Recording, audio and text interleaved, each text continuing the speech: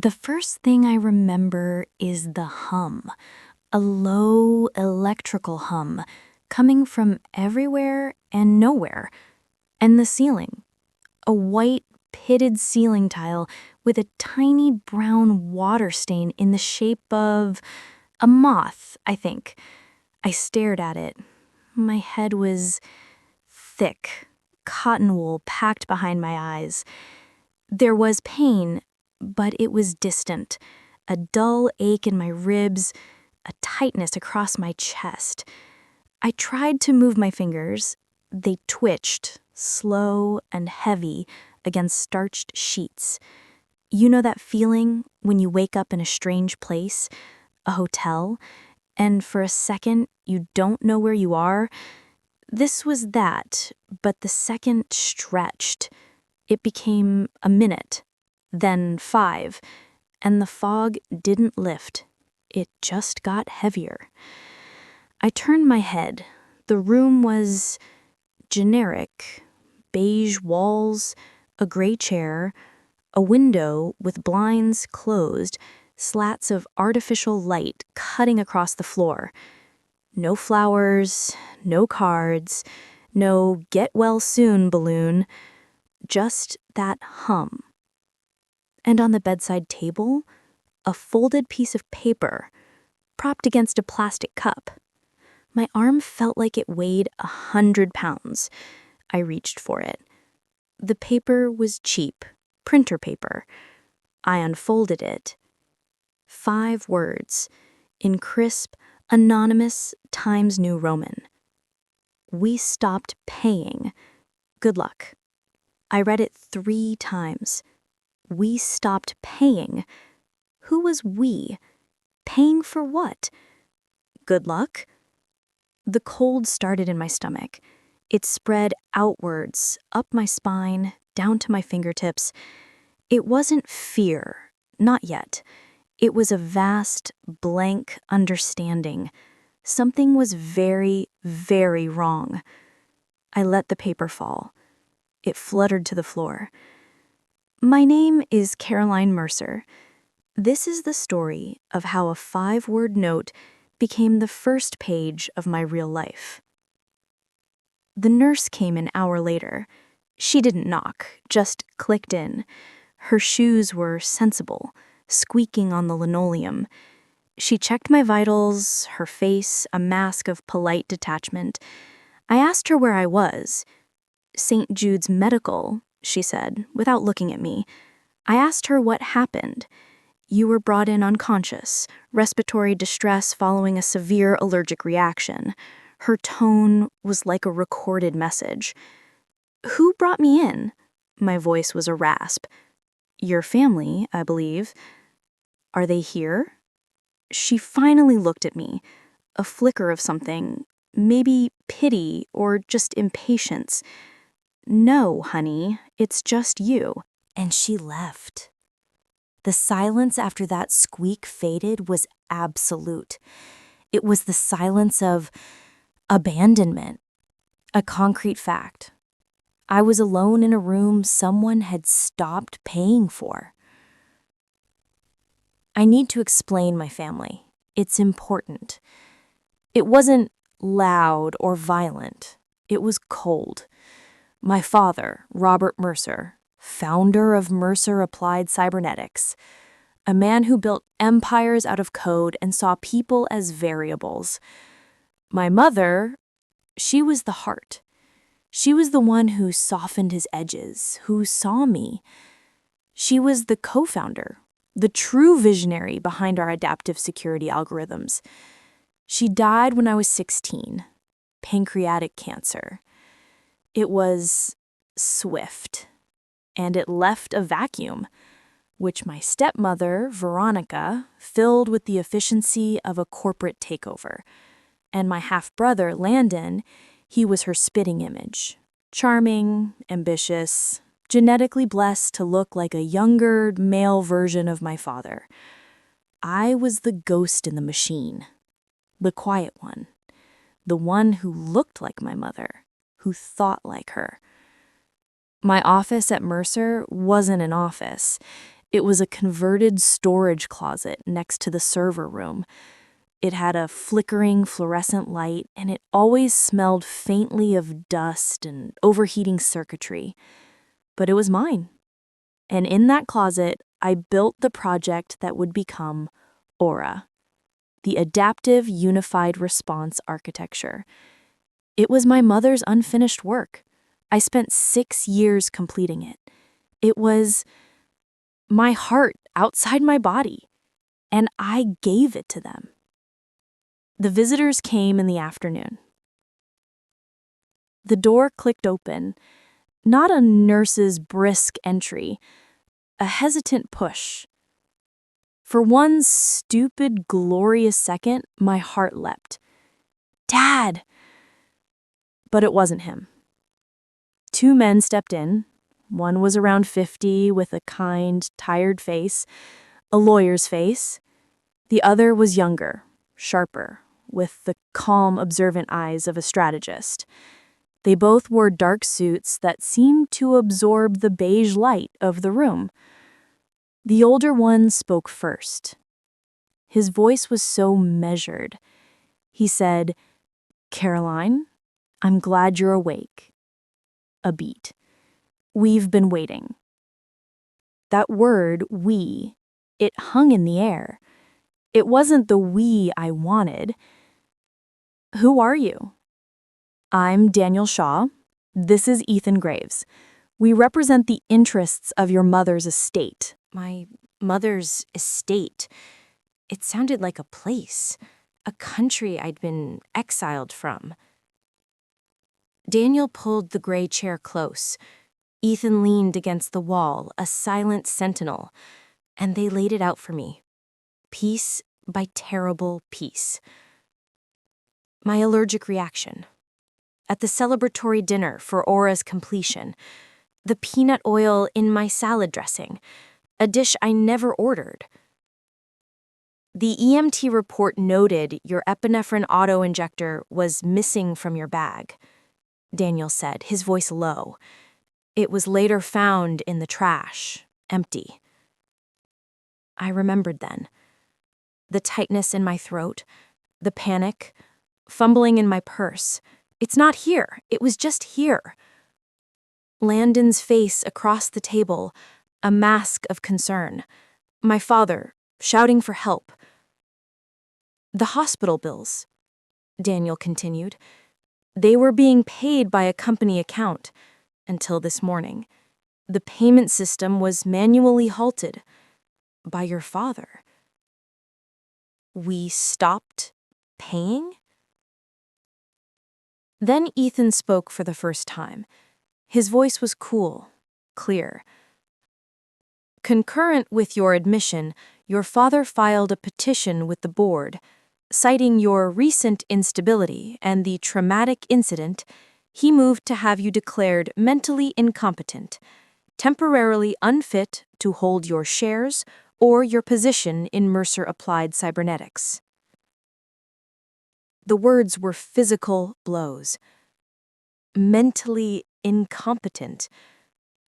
I saw my closet office, my life's work, my name. The board hearing, Daniel said, leaning forward. It's in 72 hours, in San Francisco. If it proceeds, your shares, your board seat, your authority over Aura, all of it will be placed under your father's conservatorship, indefinitely. 72 hours. I felt the walls of the beige room closing in. This was the plan. A tidy, legal erasure. Why are you telling me this? The question was a whisper. Because, Daniel said, your mother anticipated this. He opened his briefcase. The sound of the latches was loud in the quiet. He pulled out a sheaf of documents. Not crisp, modern paper. Older, slightly yellowed. He handed me the top sheet. It was the trust. My mother's trust for me. The legal language was dense. but one clause was highlighted in soft, faded yellow. In the event of any attempted involuntary diminishment of Caroline's operational or fiduciary control within Mercer Applied Cybernetics, all voting rights attached to the shares held in this trust shall immediately and irrevocably consolidate to Caroline alone, superseding all other proxy agreements. I read it. Then I read it again. And below the clause, in the margin, in her looping, elegant handwriting, the handwriting from my birthday cards, from notes left on the fridge, was a single word. Lily pad. My childhood nickname. The one she called me when I was scared to jump into the deep end of the pool. Find your lily pad, sweet girl. One solid thing to push off from. She knew. She knew him. She knew what he might do to me one day, and she built a trap made of love and law. She left me a lily pad in a trust document.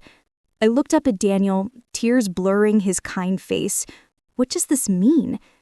It means, Ethan said from the wall, a hint of steel in his calm voice, you own the room. You just have to walk into it. The pain in my chest, it changed. It wasn't the ache of betrayal anymore. It was a furnace, a quiet, focused fire. Daniel placed a security badge on the bedsheet. It was mine, my photo, looking startled. The chip inside it, he explained, still had my top-tier clearance. Deactivated at the corporate level, but the physical infrastructure at the San Francisco headquarters, it might still read it. A backdoor my mother had coded into the building's system, forgotten by everyone but her lawyers. It's a gamble, Ethan said. I'll take it, I said. My voice didn't sound like mine. It was stronger. 4 hours later, I was discharged. Weak, dizzy, but upright. They took me not to my apartment, but to a suite in a quiet hotel near the Mercer headquarters. It became our war room. The next 48 hours were a blur of sound and light. The sound of frantic typing, the whir of a portable printer, Daniel's low, urgent phone conversations in the other room. We need the board member list. Yes, all of them. Voting history. The rustle of hundreds of pages of financial disclosures, patent filings, my old lab notes. Ethan built the timeline, the diversion of funds from my projects to Landon's, the suspicious timing of security reviews that always stalled my work, my father's memos subtly questioning the rigor of Aura's development. And I rebuilt Aura, not the code, but its story.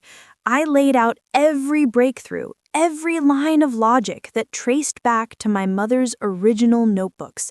I showed how Landing's contributions were superficial, just interface gloss. This was our work, hers and mine. It was past 3 a.m. on the second night. Papers covered every surface. I was holding a printout, my hands trembling, not from weakness, but from a furious, clarifying energy. I looked at it all, the evidence of the theft, the proof of the creation, and I saw not a case, but a truth. My truth. Daniel handed me a coffee. You should rest. I can't, I said, and I remembered my mother, sitting cross-legged on the floor of her study with me, a line of flawed code on her screen. She'd been stuck for hours. She looked at me, a smile in her tired eyes, and whispered, "Don't shrink for them, Caroline. Ever. Take up all the space your mind deserves." I wasn't shrinking anymore. Day 3. 72 hours were up. The Mercer headquarters was a glass obelisk piercing the San Francisco fog. I stood across the street, my coat collar turned up, Daniel and Ethan flanking me. I clutched the security badge in my pocket. The board is assembled on the 42nd floor, Ethan said. The petition is the first item. You need to be in that room before the vote is called. And if the badge doesn't work? I asked. Then we find another way in, Daniel said, but his eyes were worried. I crossed the lobby. It was a cathedral of money and silence. marble floors, a giant digital sculpture of flowing data. I walked straight to the security turnstiles, my heart hammering against my ribs. I pulled out the badge, the plastic warm from my grip. I swiped it. A red light blinked. Access denied. A cold wave washed over me. This is it. It's over. The security guard behind the desk, a man in his 60s with a kind, weathered face, looked up. His name tag said Martin. He looked at me. Really looked. Not at the badge, but at my face. My mother's face. He stood up slowly. He walked over. "Let me see that, miss." I handed him the badge, my hand shaking. He inspected it. Then he looked back at me, his eyes softening with recognition. "Caroline," he said, quietly. Not a question. "You knew my mother," I breathed.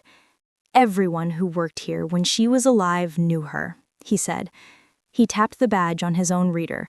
A green light glowed on his screen. He handed it back. "She programmed the system to recognize her kids, no matter what. Try it now." I swiped. A solid green light. A soft click. The turnstile arm released. I almost cried. "Thank you, Martin." He leaned in, his voice a gravelly whisper. "They're in the Olympus conference room, top floor. There's a service entrance behind the main curtains." He reached into his desk, pulled out a small, worn notebook. "Your mother gave this to me once. Said I had a good eye for patterns. I've been keeping notes, things that didn't seem right. Landon's late-night visits with certain board members, unusual document shredding." He pressed it into my hand. "For the record." It was the final piece, the human witness. The service elevator was silent. It opened onto a carpeted hallway. I could hear it now, the murmur of the shareholder meeting from behind a set of double oak doors. And then, cutting through it, amplified by a microphone, my father's voice, confident, booming, telling the story of Mercer's bright future and the tragic, temporary setback with his daughter. Daniel and Ethan melted into the shadows, giving me a nod. This was my walk. I found the side door Martin mentioned. It was unmarked. I pushed it open. I don't remember deciding to move. My body just did. I parted the curtain and stepped out. The heat of the stage lights was blinding. I walked to the center of the stage. The sound of my heels on the hardwood was the only sound in the universe. 200 faces in the darkened auditorium stared back, frozen. My father was turned to the chairman, mid-sentence. He saw the board members' eyes shift, and he slowly turned. I saw his face. The confidence didn't shatter, it evaporated, replaced by a blank, utter shock. Landon looked like he'd been slapped. I walked to the spare podium at the side of the stage. I adjusted the microphone. It let out a soft pop in the silence. I didn't look at my father.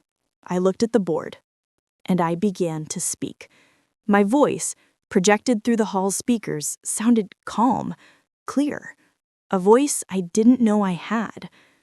"My name is Caroline Mercer," I said, "daughter of Evelyn Mercer, co-founder, lead architect of the Aura system, and primary shareholder." I held up the security badge. This badge was deactivated this week by the man standing at that podium. It was reactivated this morning by a security guard who remembers my mother's kindness and who kept a notebook. I held up Martin's little book, a notebook which details a pattern of coercion and collusion designed to steal my work and my legacy. I could feel my father's fury radiating from across the stage, but I kept my eyes on the board. "The petition before you is fraud," I said, each word a clean, sharp cut. "It is the final step in a campaign of theft. You have been presented with a narrative of instability. I am here to present you with the evidence of premeditation, of sabotage, of an empty epinephrine pen found in a trash can." A gasp rippled through the crowd. I nodded to Daniel at the back of the room. The giant screen behind me, which had been displaying the Mercer logo, flickered to life. It showed the first slide. The timeline, the financial diversions, my mother's trust clause, her handwriting glowing on the massive screen. My mother's trust, I said, grants me sole, irrevocable voting control of my shares in this circumstance, which means, as of this moment, I control 34% of this company, and I move to immediately dismiss Robert Mercer as CEO and Landon Mercer as head of development for gross misconduct and breach of fiduciary duty. The silence that followed was deeper than before. It was the silence of a world tilting on its axis. A senior board member, an old friend of my mother's, stood up. Her voice was thin, but steady in the quiet. I second the motion, and I call for an immediate, secret ballot. The unraveling was quiet. It wasn't a shout. It was the rustle of papers, the shuffle of feet as directors moved to vote.